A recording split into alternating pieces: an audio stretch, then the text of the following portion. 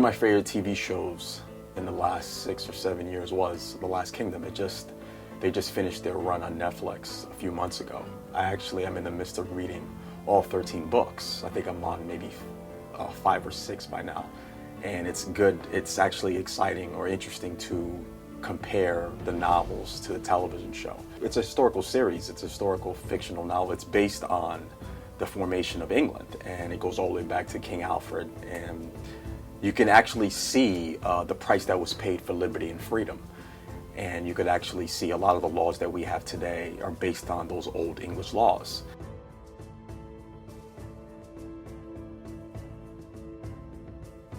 Looking at King Alfred, he was actually thinking like a CEO and also thinking like a king at the same time. How can his region benefit?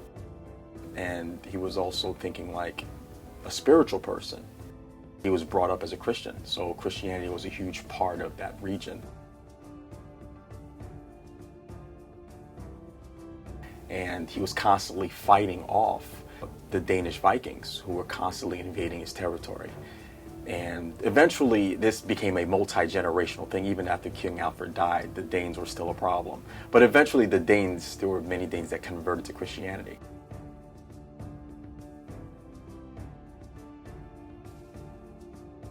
Where the king is sitting there and they hear both sides of an argument. That's a reflection of our jury system.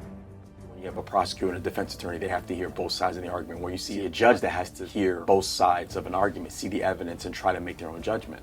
So a lot of the things that we benefit from today go all the way back to those years of King Alfred.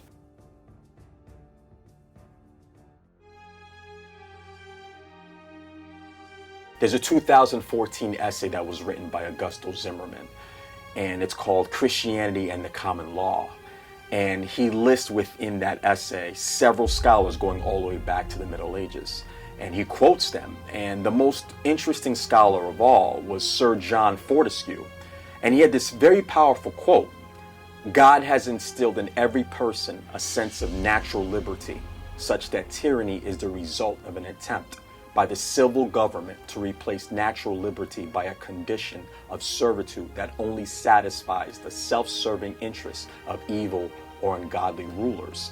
Then he goes on and he says something else that's attached to that. He says, "But freedom was instilled into human nature by God. Hence freedom taken away from men always desires to return, as is always the case when natural liberty is denied. So he who does not favor liberty is to be deemed impious and cruel." So even that quote, you could see it transcends on many levels. And the founding fathers of America, they saw that human nature will always be the way it is. There will always be evil in this world. Everybody's corruptible. So you need those laws, you need those boundaries, you need what a priest once told me, you need spiritual laws. You need that stop sign to prevent people from going over the edge. Dr. Shelby Steele is a senior fellow at the Hoover Institution at Stanford University in California. And he's been talking about race relations for over 30 years. And he has something called the poetic truth. And it's read like this, where the poetic truth is a distortion of the actual truth that we use to sue for leverage for power in the world. It is a partisan version of reality, a storyline that we put forward to build our case.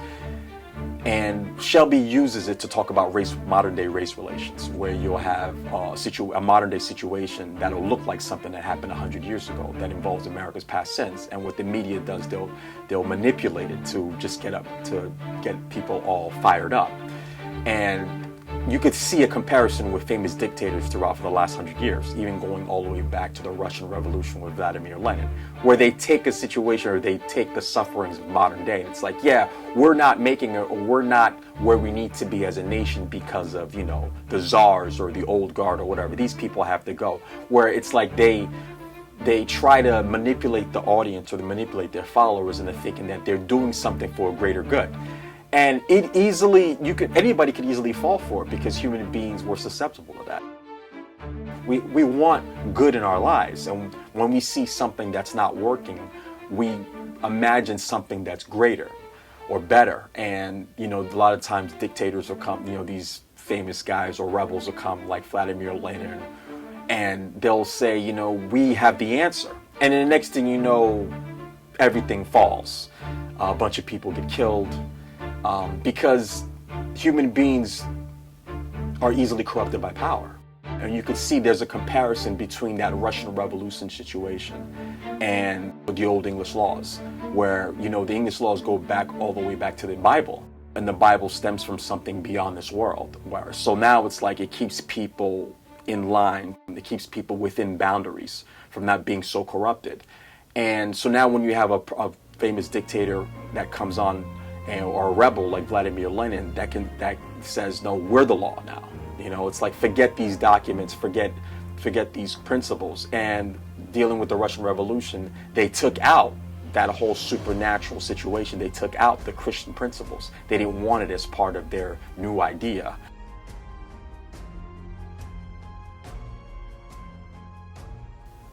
Shelby Steele describes the objective truth and poetic truth. They're always in competition with each other. And you could even bring it all the way back to the medieval times. It's like two shield walls on a battlefield, and they're constantly in competition. But the problem is the objective truth will always win because it stems from something beyond this world. And it's been undefeated for 2,000 years. And that's the thing that a lot of our principles or a lot of our laws are based on, is this objective truth. And without the objective truth, we would live in complete chaos and anarchy. And there will always be human beings that are drawn to power. That poetic truth is something that's powerful.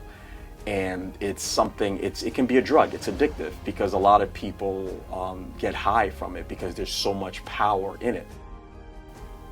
I think when it comes down to liberty and freedom, I think those are two things that people take for granted because we're so used to it. We don't think about people that suffer in other countries because they don't have that. They're being controlled by dictators that control their every move.